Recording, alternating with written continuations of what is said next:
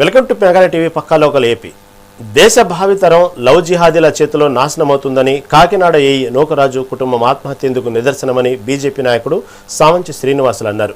ఇలాంటి కేసులను తీవ్రంగా పరిగణించాలని కోరుతూ హోంమంత్రి వంగలపూడి అనితకు వినతి పత్రం అందించినట్లు తెలిపారు. జిమ్లు, పార్లర్లను కేంద్రాలుగా చేసుకుని యువతను ఆకర్షిస్తున్నారని, మహిళలు అప్రమత్తంగా ఉండాలని సూచించారు. నూకరాజు కుటుంబ ఆత్మహత్యకు కారణమైన సాదిక్పై కఠిన చర్యలు తీసుకోవాలని డిమాండ్ చేశారు. కాకినాడ పంచాయతీరాజ్ ఏఈ నూకరాజు మొత్తం కుటుంబం ఆత్మహత్యకు వెనుక ఉన్నటువంటి కారణం లవ్ జిహాదీ. ఈ రాష్ట్రంలో అనేక మంది బాలికలను, వివాహితులను లోబర్చుకోవడానికి జిమ్ములు, బ్యూటీ పార్లర్లు, ట్రైనింగ్ సెంటర్లలో ఈ మతోన్మాదులు తిష్టవేసి ఒక పక్కా ప్రణాళికతోటి హిందువులను లక్ష్యంగా చేసుకుని వాళ్ళను లోబర్చుకోవడము, వాళ్ళతో చనువుగా ఉండి నమ్మకం కలిగించి తర్వాత వాళ్ళ యొక్క ఆస్తిపాస్తులు రాయించుకోవడము, బెదిరించడము, తర్వాత వాళ్ళకు ఉన్నటువంటి కుటుంబ విషయాలను చొరబడి వ్యక్తిగతమైనటువంటి ఫోటోలను బయట పెడతామని బెదిరించి కుటుంబాలను సర్వనాశనం చేస్తున్నటువంటి ఈ లవ్ జిహాదీల పట్ల అప్రమత్తంగా ఉండాల్సినటువంటి అవసరం ఉందని ఈ సంఘటన తెలియజేస్తుంది. ఇవాళ దీని వెనుకున్నటువంటి కారణం లవ్ జిహాదీ అని స్పష్టంగా తెలుస్తున్నప్పటికీ ఎందుకు ఇక్కడ ఉన్నటువంటి అనేక మంది నాయకులు స్పందించట్లేదు? లవ్ జిహాదీ అనే మాటని చెప్పడానికి ఎందుకు భయపడుతున్నారని నేను ఇవాళ ప్రశ్నిస్తున్నాను. హోంమంత్రి అనిత గారు వెంటనే స్పందించి ఈ లవ్ జిహాదీ కారణంగా బయటకు రాని బాధితులు ఇంకెంతమంది ఉన్నారు, వాళ్ళందరికి కూడా ఈరోజు పోలీసు వ్యవస్థ భరోసా కల్పించాల్సినటువంటి అవసరం ఉంది. ఇలాంటి సమస్యలు తీసుకొని పోలీస్ స్టేషన్లకు వస్తే వాళ్ళను వేధించడం కాదు, భరోసా ఇవ్వాలి. అదేవిధంగా హిందూ అమ్మాయిలు, బాలికలు, ముఖ్యంగా వివాహితులందరూ కూడా అప్రమత్తంగా ఉండాలి. ఆంధ్రప్రదేశ్లోని Kakinada panchayat Tirupati SV university campus స్కూల్లో అమరావతి ఛాంపియన్షిప్ పోటీలు జరుగుతున్నాయి. రాష్ట్ర స్థాయి క్రీడా పోటీల్లో భాగంగా రెండో రోజు చెస్ పోటీలను ప్రారంభమయ్యాయి. SAAP chairman Ravi Naidu, SVU VC professor Narasimha Rao ఈ పోటీలను ప్రారంభించారు. ఈ సందర్భంగా క్రీడాకారులతో ముచ్చటించిన రవినాయుడు క్రీడల్లో రాణించడానికి క్రమశిక్షణ, నిరంతర సాధన ఎంతో ముఖ్యమని సూచించారు. అమరావతి ఛాంపియన్షిప్ 2.0 రాష్ట్ర స్థాయి పోటీలు తిరుపతిలో రెండో రోజు ఘనంగా నిర్వహించడం జరుగుతూ ఉంది. ఈరోజు ఉదయం 6 నుంచే ఈ పోటీలు అన్ని ప్రాంతాల్లో 29 ప్రాంతాల్లో క్రీడా మైదానాల్లో పోటీలు ప్రారంభమయ్యాయి. 12 డిసిప్లిన్ సంబంధించి నిన్న ఏదైతే పోటీ పడ్డారో మళ్ళీ ఈరోజు రేపు పోటీ, అదేవిధంగా 27వ తేదీన ఫైనల్స్ చేరుకునే వాళ్ళు రసవత్తంగా ఉంది. ఈరోజు చూస్తే మహిళా యూనివర్సిటీ చూసినా, ఎస్వి యూనివర్సిటీ చూసినా, ఈరోజు క్యాంపస్ స్కూల్ చూసినా, ఆర్ట్స్ కాలేజ్ చూసినా, వెటనరీ చూసినా, అగ్రికల్చర్ కాలేజ్ చూసినా, అదేవిధంగా తాకరామ గ్రౌండ్ చూసినా, ఎక్కడ చూసినా ఒక సందడి నెలకొనింది. క్రీడాకారుల నిలయంగా మారింది. అమరావతి భాగస్వాములు కావడం అనేది చాలా ఆనందంగా ఉంది. ఎందుకంటే ఈ చిన్నపిల్లలు వీళ్ళందరూ మన దేశ భవిష్యత్తు అండి. వీళ్ళు మనం జాగ్రత్తగా చూసుకోకపోతే మనం ఇంకా ఓల్డ్ అయినప్పుడు మనకు కూడా భవిష్యత్తు ఉండదు. వాళ్ళకు కూడా చాలా హ్యాపీగా ఉండాలి మన పిల్లలంటే ఇది అవసరం. అందులో భాగంగా క్రీడలను చాలా ఇంపార్టెంట్. ఇప్పుడు మనకున్న 80% ఆఫ్ మన పాపులేషన్ యంగ్ స్టూడెంట్స్. సో వీళ్ళలో ఏంటంటే మనం ఆ క్రీడ అనే దాన్ని ప్రోత్సహించకపోతే వాళ్ళు తప్పుదారిన పడతారు. ఇప్పుడు చూడండి, ఇవాళ ఎంతమంది 200 మంది చెస్ ఆడుతున్నారంటే చెస్ అన్నది మన మైండ్ తాలూకా షార్ప్నెస్ని, డెసిషన్ మేకింగ్ని, తర్వాత ప్యాటర్న్ రికగ్నిషన్, ఇవన్నీ కూడా చెస్ ఆడే వాళ్ళ మైండ్లో చాలా ఫాస్ట్గా ఉంటాయి. వీళ్ళందరూ కూడా చెస్ ఛాంపియన్స్ ఎంతమంది అవుతారు అవన్నీ వాళ్ళు కూడా వీళ్ళందరూ కూడా దేశానికి చాలా ఉపయోగపడతారు. ఎందుకంటే చాలామంది ఇంజనీరింగ్ స్టూడెంట్స్ ఇక్కడ చెస్ ఆడుతున్నారు. వీళ్ళందరూ కూడా ఇంజనీరింగ్లో బాగా రాణిస్తారండి. నెల్లూరు జిల్లాలో 15 ఏళ్ల క్రితం సంచలనం సృష్టించిన సివిల్ కాంట్రాక్టర్ వాసిపల్లి రాఘవరెడ్డి హత్య కేసులో గూడూరు 7 అదనపు జిల్లా సెషన్స్ కోర్టు సంచలన తీర్పునిచ్చింది. మాజీ అదనపు ఎస్పీ కాళీప్రసాద్ రెడ్డితో పాటు మొత్తం 7 నిందితులకు జీవిత ఖైదు విధిస్తూ న్యాయస్థానం ఆదేశాలు జారీ చేసింది. 2011 డిసెంబర్లో కాంట్రాక్టు పనులు, ఆస్తి వివాదాల నేపథ్యంలో రాఘవరెడ్డిని పథకం ప్రకారం హత్య చేసి బద్వేల్ చెరువులో పడేసినట్లు విచారణలో రుజువైంది. ఈ కేసులో మరో 3 కోర్టు నిర్దోషులుగా ప్రకటించి విడుదల చేసింది. జిల్లా న్యాయమూర్తి గారు సంచలన తీర్పు చెప్పారు. ఆ కేసులో రాపూర్ పోలీస్ స్టేషన్ పరిధిలో 2011 డిసెంబర్ 13వ తేదీన జరిగినటువంటి హత్య కేసులో ఆ సివిల్ కాంట్రాక్టర్ అయిన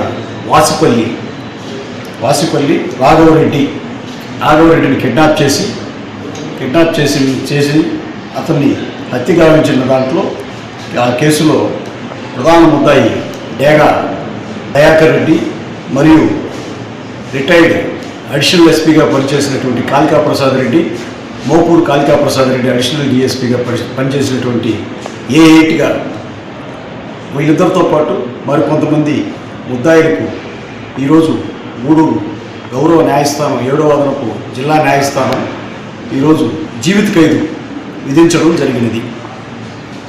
దీనిలో భాగంగా 2011లో జరిగినటువంటి కేసులో ఈరోజు కొన్ని రోజులుగా విచారణకు వచ్చి ఈరోజు తుది తీర్పు వెలువడించడమైనది. కర్నూలు జిల్లా కోడుమూరు పట్టణంలో 20 రోజులుగా తాగునీటి సరఫరా నిలిచిపోవడంతో స్థానిక మహిళలు తీవ్ర ఆగ్రహం వ్యక్తం చేశారు. సమస్య పరిష్కారం కోసం పాత బస్టాండ్ వద్ద రోడ్డుపై బైఠాయించి ధర్నా చేపట్టారు. కుళాయిలకు నీరు రాక అవస్థలు పడుతున్నామని, అధికారులను అడిగితే నిర్లక్ష్యంగా సమాధానం ఇస్తున్నారని వారు ఆవేదన వ్యక్తం చేశారు. ఎన్నికల సమయంలో గాజుల దిన్నె ప్రాజెక్టు నుంచి శాశ్వత పైప్ లైన్ వేస్తామని ఇచ్చిన హామీలను నాయకులు విస్మరించారని మండిపడ్డారు. తక్షణమే నీటి సరఫరాను పునరుద్ధరించాలని మహిళలు డిమాండ్ చేశారు.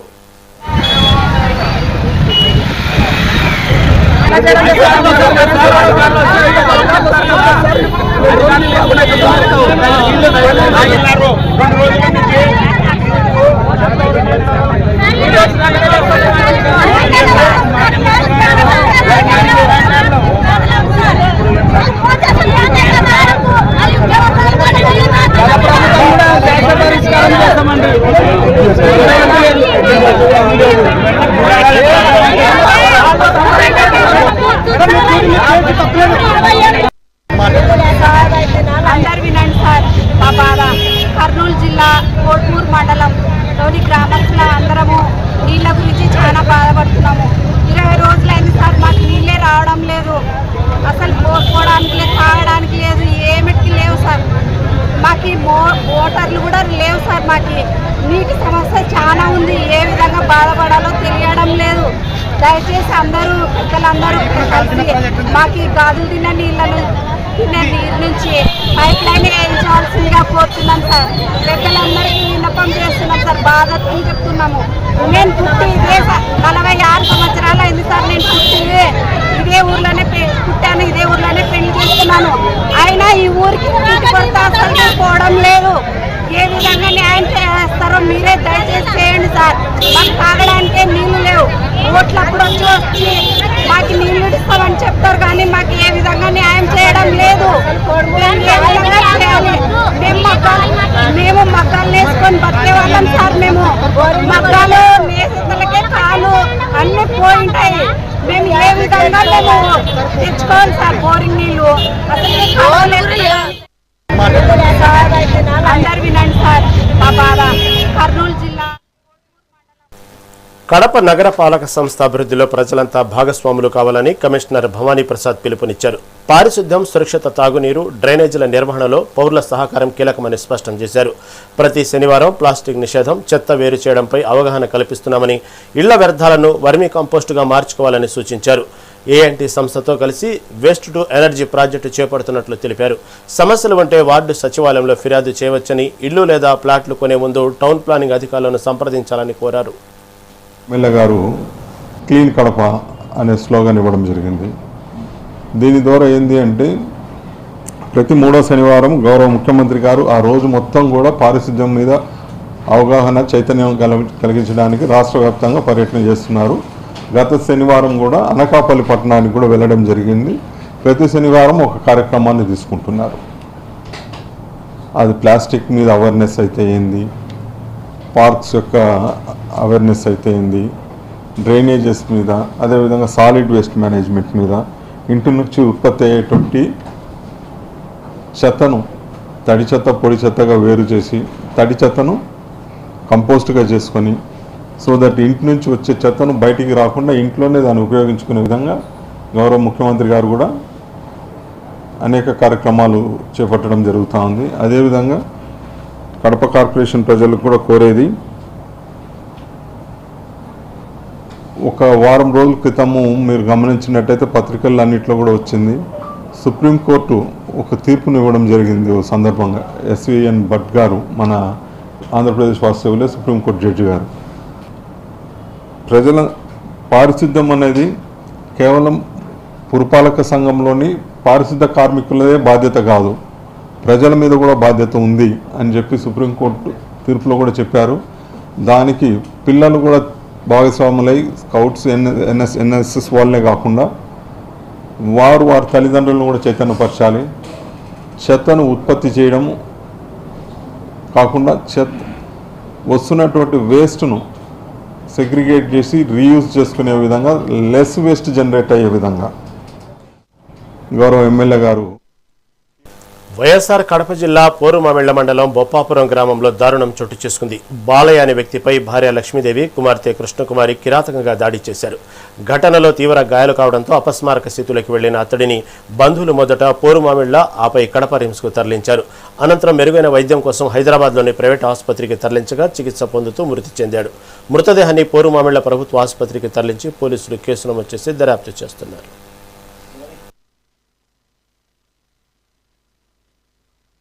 డాక్టర్ ప్రియాంక కేసులో ఎలాంటి ప్రభావాలకు తావు లేకుండా పారదర్శక దర్యాప్తు జరిపించాలని ఆమె తండ్రి వెంకటేష్ డిమాండ్ చేశారు. తూర్పుగోదావరి జిల్లా రాజమండ్రిలో దర్యాప్తు తీరును తెలుసుకునేందుకు అధికారులను కలిసినట్లు కుటుంబ సభ్యులు తెలిపారు.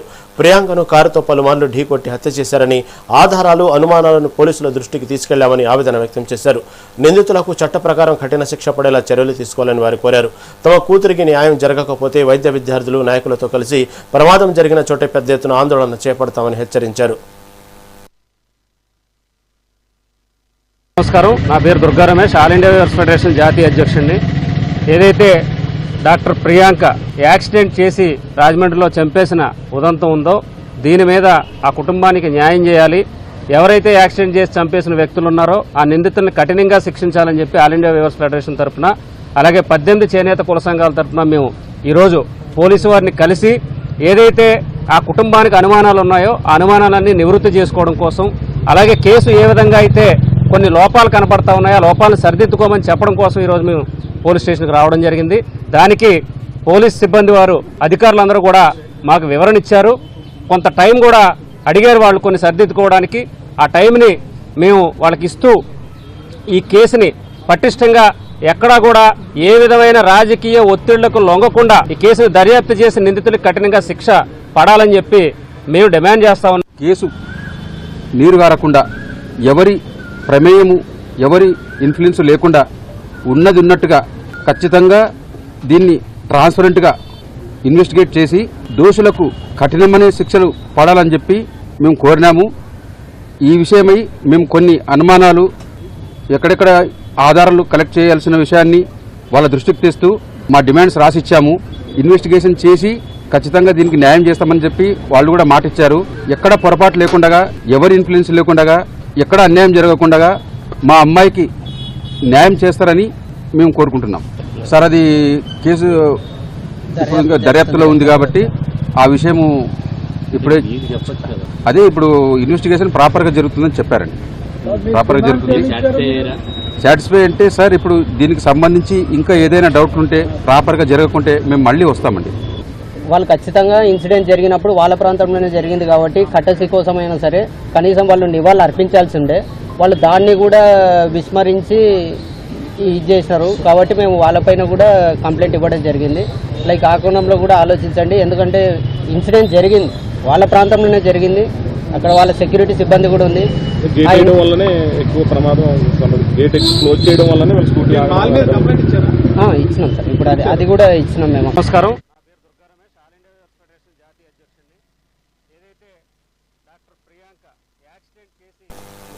నెల్లూరు జిల్లా వింజమూరులోని వైఆర్ జూనియర్ కళాశాల 50 ఏళ్లు పూర్తి చేసుకున్న సందర్భంగా స్వర్ణోత్సవ వేడుకలు ఘనంగా జరిగాయి. ఈ కార్యక్రమానికి మాజీ ఉపరాష్ట్రపతి వెంకయ్యనాయుడు ముఖ్య అతిథిగా హాజరయ్యారు. ఉచిత పథకాల కంటే పేదలకు నాణ్యమైన విద్య, వైద్యం, తాగునీరు వంటి మౌలిక వసతులు కల్పించడం ప్రభుత్వాల బాధ్యత అని అన్నారు. యువతకు వృత్తి విద్యా శిక్షణ అందించి స్వయం ఉపాధి కల్పించాలని సూచించారు. కళాశాలల అభివృద్ధికి ఎంపీ వేమిరెడ్డి ప్రభాకర్ రెడ్డి 10 లక్షలు, వెంకయ్యనాయుడు 5 లక్షల విరాళం ప్రకటించారు. ఉదయగిరికి మధ్యలో పెరిగి సంఘంలో బస్ స్టాండ్ లో ఒక 4 వంకాయలు కొనుక్కొని రావాలా? తమాషా కోసం కాదు, ఇప్పుడు గంభీరంగా చెప్తున్నా. నాకు బాధ్యత చూశాను నేను జీవితం అంతా. బస్సులో ఫ్రీ ఎందుకు? కావాల్సింది ఫ్రీగా ఇవ్వాల్సింది చదువు, ఫ్రీగా ఇవ్వాల్సింది వైద్యం, పేదవాళ్ళకి చదువు. కాలేజీలో 3 స్టాఫ్ అని ఉంటున్నారంటున్నారు. ఎందుకంటే గవర్నమెంట్ గ్రాంట్ రేట్ ఇచ్చే స్కీమ్ రద్దు చేసి, ఒక పక్కేమో డబ్బులు లేవు గవర్నమెంట్ అంటున్నారు. నేను రాజకీయంలో లేను, రాజకీయం కోసం నేను చంద్రబాబు నాయుడు గారి గురించి కాదు. ఏ నాయుడు వచ్చినా ముందు నాయనైనా రెడ్డి గారైనా అందరూ ఇదే పని చేస్తున్నారు. ఫ్రీలు మారుకోండి, ఉచితాలు అనుచితం అవుతాయి, ఉపయోగపడి పనులు చేయండి. రోడ్లు కరెక్ట్ రోడ్లు వేయాలంటే డబ్బులు, రోడ్డు, కరెంటు, నీరు, మంచినీరు నాకు చెప్తాడు. సోమస్థానం నుంచి ఇక్కడ దాకా రావాలి. అప్పటి నుంచి ఆలోచన జరుగుతుంది. అప్పుడు 32 కోట్లతో పథకం రూపొందించాం. ప్రతి ఇంటికి పైపు నీళ్లు ఇవ్వాలనేది ప్రధానమంత్రి కాసే. నీళ్లు ఇవ్వండి, రోడ్లు వేయండి, కరెంటు పోకుండా రైతుకి 12 గంటల రోజు ఉండేట్టుగా చూడండి. దాంతోపాటు జబ్బు వస్తే దగ్గర ఆసుపత్రి, ప్రభుత్వ ఆసుపత్రి ఉండేట్టుగా, ఆసుపత్రి ఉంటే డాక్టర్ ఉండేట్టుగా, డాక్టర్ ఉంటే మందులు ఉండేట్టుగా ఆ వ్యవస్థను ఏర్పాటు చేయాలి. ఇది చాలా ముఖ్యం. ఇవాళ దీన్ని వదిలిపెట్టి మిగతా వాడికి ఫ్రీ ఇవ్వడం అవుతుందో, ఉచితం కాదు. నంద్యాల బస్టాండ్ సమీపంలోని ఆంజనేయ స్వామి ఆలయం వద్ద గంజాయి బ్యాచ్ కత్తులతో వీరంగం సృష్టించింది. ఆటో నడుపుకుంటూ జీవించే పశుపతి, నరసింహాని అన్నదమ్ములపై సుమారు 25 మందితో కూడిన ముఠా విచక్షణారహితంగా దాడి చేసింది. ఈ ఘటనలో 2కి తీవ్ర గాయాలు కాగా పరిస్థితి విషమంగా ఉన్న తమ్ముడు నరసింహను మెరుగైన చికిత్స కోసం కర్నూలుకు తరలించారు. తమకు ఆ ముఠాతో ఎలాంటి సంబంధం లేదని, నిందితులపై కఠిన చర్యలు తీసుకుని న్యాయం చేయాలని బాధితుడి భార్య మల్లేశ్వరి వేడుకున్నారు.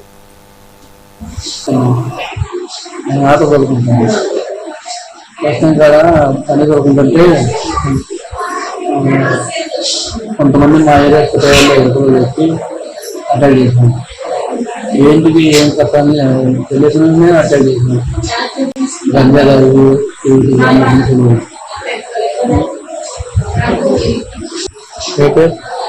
మీ పేరు గుర్రం పసుపుతుంది. మా తమ్ముడి పేరు మనోహర్. మా తమ్ముడు కర్నూలు శ్రీకాకుళం. మీరు ఎక్కడ ఉంటారు? నేను బయటపేటలోనే ఉంటాను. మాకు వాళ్ళకి ఎటువంటి కక్షలు, పాత కక్షలు ఏం లేవు.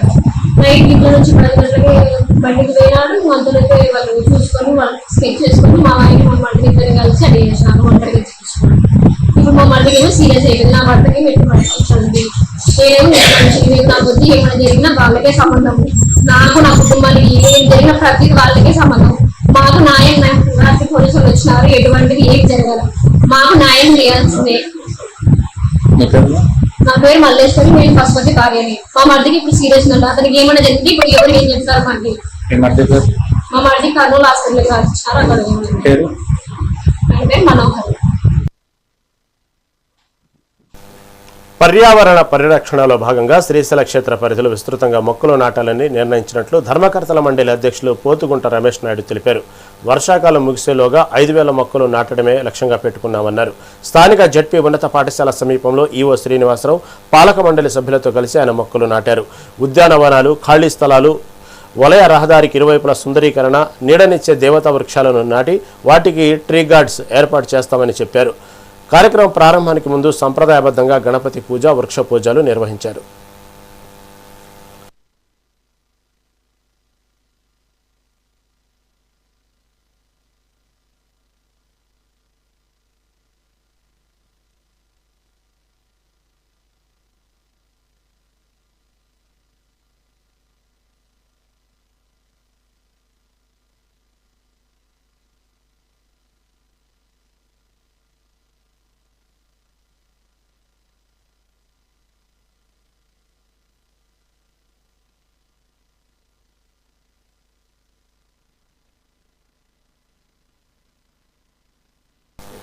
వైసీపీ అధినేత వైఎస్ జగన్ సూచనల మేరకు తాము స్థానిక సంస్థల ఎన్నికలకు సిద్ధంగా ఉన్నామని మాజీ ఎమ్మెల్యే కోరుముట్ల శ్రీనివాసులు తెలిపారు.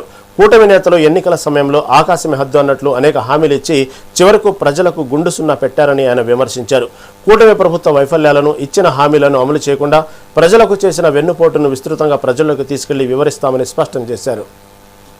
జిల్లా స్థాయిలో, కాన్స్టిట్యూన్సీ స్థాయిలో, అంటే నియోజకవర్గ స్థాయిలో, మండల స్థాయిలో, గ్రామ స్థాయిలో కూడా ఏదైతే ఉన్నారో ఈ కమిటీలకు కానీ, అదే కమిటీలకు చాలా స్పష్టంగా కార్డు డిస్ట్రిబ్యూషన్ ఇవ్వడంలో కానీ, అభ్యర్థులను ఏ విధంగా నిలబెట్టాలా, ఏ విధంగా మనం పోటీకి వెళ్ళాలని అనేది కూడా చాలా స్పష్టంగా అధ్యక్షుడు కూడా ఈరోజు మనం చాలా స్పష్టంగా చెప్పడం జరిగింది. సో దీన్ని అన్ని కూడా బేరేజ్ చేసుకొని ఖచ్చితంగా ఈ కూటమి పాలనకు చుక్కులు చూపించే పరిస్థితి ఆసనమైంది.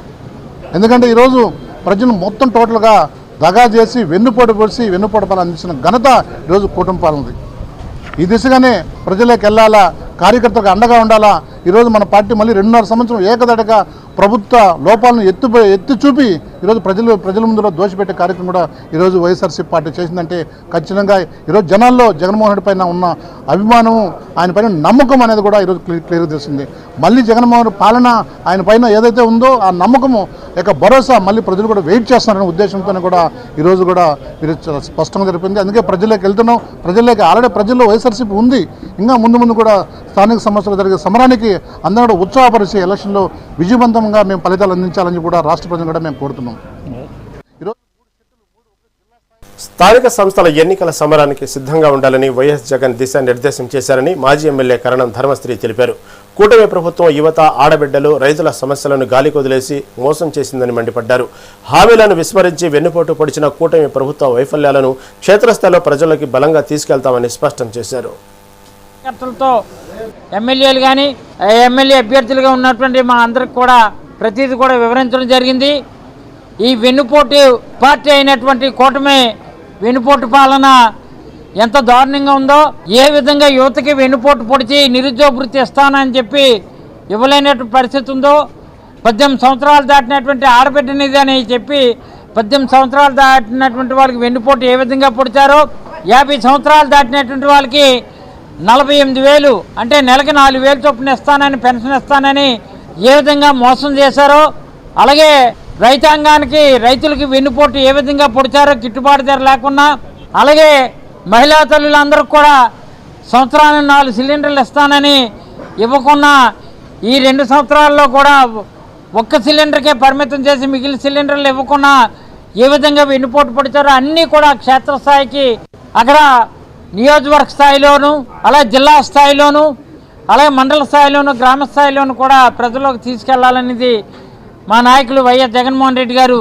మాకు మరొకసారి సూచనలు ఇచ్చి రేపు ఎన్నికల బరిలో 5వ తారీఖు నుంచి 5, 6, 7 తారీఖుల్లో జిల్లా స్థాయిలో మీటింగ్లు ఏర్పాటు చేసుకొని జిల్లా కమిటీలని, జిల్లా అనుబంధ కమిటీలని, అలాగే అసెంబ్లీ కోఆర్డినేటర్లని అందరినీ కూడా ఒక కమిటీగా జిల్లా కమిటీలలో ఒక జిల్లా వైజ్గా ప్రత్యేకమైన సమావేశాలు నిర్వహించాలని 175 కాకినాడ జిల్లా ప్రతిపాడులో 40 ఏళ్లుగా శిథిలావస్థలో ఉన్న గోవిందరాజుల చెరువు అభివృద్ధికి మోక్షం లభించింది. ఎమ్మెల్యే పరుపుల సత్యప్రభరాజా చొరవతో PMKSY IWTP పథకం కింద 50 లక్షల రూపాయల నిధులతో చేపట్టిన పనులను ఆమె స్వయంగా పరిశీలించారు. పనుల్లో నాణ్యతా ప్రమాణాలు పాటించాలని అధికారులను ఆదేశించారు. దివంగత నేత వరుపుల రాజా కలను ఎమ్మెల్యే నెరవేర్చారని స్థానికులు హర్షం వ్యక్తం చేశారు. ఈ పనులు పూర్తయితే భూగర్భ జలాలు పెరిగి రైతులకు ఎంతో మేలు జరుగుతుందని గ్రామస్తులు తెలిపారు. వాకింగ్ చేసుకున్నాక కానీ పార్క్ కానీ ఎప్పుడు ఏ ఎమ్మెల్యే వచ్చినా చేయలేదు సార్. ఈసారి ఎమ్మెల్యే గారు వాకింగ్ ప్లేస్కి ఊర్లో చెరువు ఉందండి, ఆ చెరువు చుట్టూ వాకింగ్ ప్లేసు, అక్కడేమో జిమ్ము, పిల్లలు ఆడుకున్నాకేమో కరాటే ఇన్స్టిట్యూట్ ఒకటి అండి, ఇవన్నీ ఏర్పాటు చేస్తున్నారండి. దాని మీద మాకు 40 సంవత్సరాలు బట్టి వాకింగ్ వెళ్ళాలంటే మేము తుప్పల్లోంచి డొక్కల్లోంచి నడుచుకోలేమండి. నడి రోడ్డు మీద బస్సులు లారీలకి భయం పడి అలాంటిది ఇవాళ వరుపుల సత్యప్రభరాజా గారు ఎమ్మెల్యే రవిన తర్వాత పార్క్ కింద ఏర్పాటు చేశారు, వాకింగ్ ప్లేస్ ఏర్పాటు చేశారు. పూర్వం అయితే ఏ ఎమ్మెల్యే వచ్చినా చేయలేదు కానండి, వరుపుల రాజా గారు కలగూర అదండి, ఆయన చేస్తా అన్నారు, హామీ ఇచ్చారు మాకు. కాకపోతే అకాల మరణం వల్ల మేమేం చేయలేకపోయామండి. ప్రతిపాడు గౌరవ శాసనసభ్యులు శ్రీమతి వరుపుల రాజా గారు ఆమె ఎన్నికైన తర్వాత ప్రతిపాడు నియోజకవర్గాన్ని అన్ని రంగాల్లోనూ కూడా అభివృద్ధి పదంలో నడిపిస్తూ ఈరోజు ప్రతిపాడు హెడ్ క్వార్టర్లో ఉన్నటువంటి గోవిందరాజుల చెరువుని వినూత్నంగా వాకింగ్ ట్రాక్, తర్వాత పిల్లల పార్కు, జిమ్ము, ఇతర అభివృద్ధి కార్యక్రమాలు శరవేగంగా మరి చేస్తూ ఉన్నారు. గతంలో వరుపుల రాజా గారు, దివంగత వరుపుల రాజా గారు ఆయన కన్న కళ ప్రతిపాడు నియోజకవర్గంలో హెడ్ క్వార్టర్ అయినటువంటి ప్రతిపాడు గ్రామంలో ఆధునీకరంగా ఈ చెరువును అభివృద్ధి చేస్తానని ఆయన గతంలోనే మాటిచ్చారు. మరి ఆయన మన మధ్య లేకపోయినప్పటికీ ఆయన ఆశయాలను పుణికిపుచ్చుకొని గౌరవ ఎమ్మెల్యే గారు తన భర్త మాటను నెరవేర్చడానికి ఈరోజు మన ముందుకు వచ్చి ఈ కార్యక్రమాలన్నీ కూడా ఎంతో అభివృద్ధి పదంలో నడిపిస్తూ ఏలూరు జిల్లా నూజివేడు రూరల్ పరిధిలోని పల్లెరముడిలో 5 ఏళ్ల బాలికపై జరిగిన అత్యాచారం కేసులో మచిలీపట్నం పోక్సో న్యాయస్థానం కీలక తీర్పు వెలువడించింది. నిందితుడు మిరియాల జయరావుకు బతికి ఉన్నంతకాలం జీవిత ఖైదు విధిస్తూ ఆదేశాలు జారీ చేసింది. అలాగే బాధితురాలికి 10 లక్షల రూపాయల నష్టపరిహారం చెల్లించాలని ప్రభుత్వానికి సూచించింది. కోర్టు మానిటరింగ్ సెల్ ఏర్పాటు వల్లే జిల్లాలో కేసుల పరిష్కారం, నిందితులకు త్వరితగతిన జైలు శిక్షలు పడటం వేగవంతమైందని జిల్లా ఎస్పీ ప్రతాప్ శివకిషోర్ స్పష్టం చేస్తూ మానిటరింగ్ సెల్ను అభినందించారు. అందరికి గుర్తుంటుంది, అప్పట్లో మన నూజివీడు సర్కిల్ సిబ్బంది అందరూ ఆ అమ్మాయి పరిస్థితి చూసి చెల్లించిపోయి అప్పుడే 1 lakh రూపీస్ వాళ్ళకి అక్కడున్న డోనర్స్ కానీ వాళ్ళు కానీ పర్సనల్గా కాంట్రిబ్యూట్ చేసి ఆ అమ్మాయికి అందించారు. అంతేకాకుండా ఆ కేసు ఒక క్లాసిక్ ఎగ్జాంపుల్. రాత్రి చాలా లేటుగా ఉన్నప్పుడు ఒక ఆరు బయట వాళ్ళ అమ్మా నాన్నలు మధ్యలో పడుకొని ఉంది ఆ పాప. వాళ్ళ తల్లిదండ్రులు బాగా నిద్రమత్తులో ఉన్నప్పుడు వీడు లారీ డ్రైవర్గా పనిచేసేవాడు, లారీ క్లీనర్గా పనిచేసేవాడు.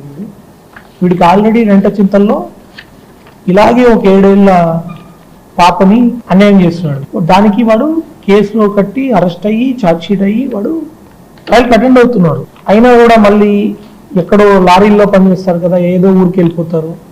ఆ ఊరు దగ్గర ఎక్కడో దిగడం, బయటికి నడుచుకుంటూ ఇలాంటి దారిలో ఎవరైనా చిన్నపిల్లలు కనపడితే వాళ్ళ మీద ఇట్లాంటి పనులు చేయడం. ఆ కేసు ఆ రోజు రాత్రి 112 కాల్ వచ్చినప్పుడు అర్ధరాత్రి అయినా కూడా కరెక్ట్గా 15-20 మినిట్స్లో మన టీం కాకుండా సిఐ కూడా వెళ్ళిపోయారు సీన్కి. దానివల్ల వెంటనే ఆ పిల్లని ట్రేస్ చేయడం. ఆ చిన్న పాపకి తెలుగు రాదు, చెప్పలేదు, భాష అర్థం కాదు, డ్రామాలో ఉంది. అతన్ని ఆ పాప తప్పితే ఇంకెవరు గుర్తించలేదు. అక్కడ దగ్గరలో సీసీటీవీ కెమెరాలు కానీ ఇంకోటి కానీ ఉండే పరిస్థితి కూడా లేదు. అట్లాంటప్పుడు ఆ పాపని జాగ్రత్తగా మాట్లాడుతూ అప్పుడు వాళ్ళని మోటివేట్ చేసి ఆ అమ్మాయి దగ్గర ఎంతో కొంత వివరాలు, ఏదో చిన్న బ్లూ కలర్ సంచి పట్టుకున్నాననే, చేతిలో గడ్డం ఉంది, చేతిలో సంచి ఉంది, అంతే క్లూ మన దగ్గర ఉన్నది.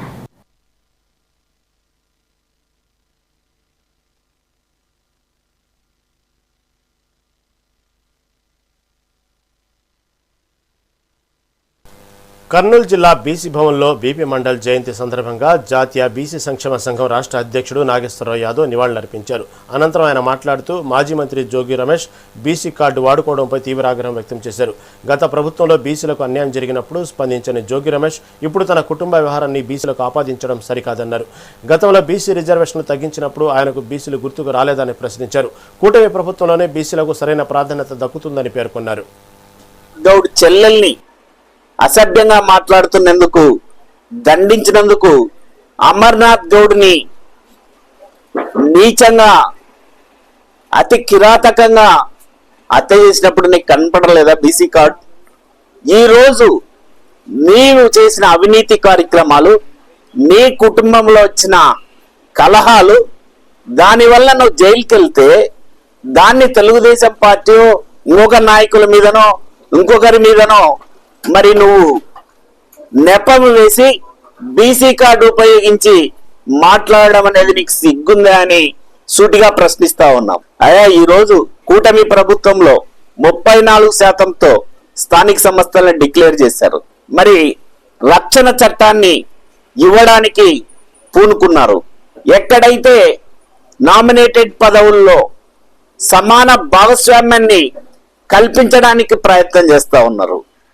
మీ జగన్మోహన్ రెడ్డి మెప్పు కోసం నువ్వు క్రిస్టియన్ గా దిగినావో లేదో తెలియదు, కానీ మీ జగన్మోహన్ రెడ్డి రెడ్డి కాదు, నువ్వు బీసీ కాదు. కాబట్టి నీ వ్యక్తిగత ఫ్యామిలీ సమస్యలు ఏమంటే కోర్టులు, మీ కొడుకు గన్నులో ఉన్న బుల్లెట్లకు పవర్ ఉందా కోర్టులో చెప్తుంది, లేదా అంతకన్నా మంచి జడ్జిమెంట్ నీ కోడలు చెప్తుంది. అది మీ కుటుంబ సమస్యలు మీరు చూసుకోవాలి తప్ప బీసీలను వాడుకోవడాన్ని ఏదో ప్రభుత్వం లేదు కదా అని ఆ రోజు బీసీలన్నీ వాడుకున్నా కానీ వాడికి ముందుకు వస్తే ఇది సహించేదే కాదు. అదే విధంగా ఈ రోజు నేను బీసీని తొక్కుతున్నారు అంటున్నావు కదా. మీ వైసీపీ ప్రభుత్వంలో దాదాపు 30,000 మందికి పైన బలవంతపు కేసులు అమర్నాథ్ రైట్, ఇవి ఇప్పటి వరకు అప్డేట్స్. Keep watching mega 19.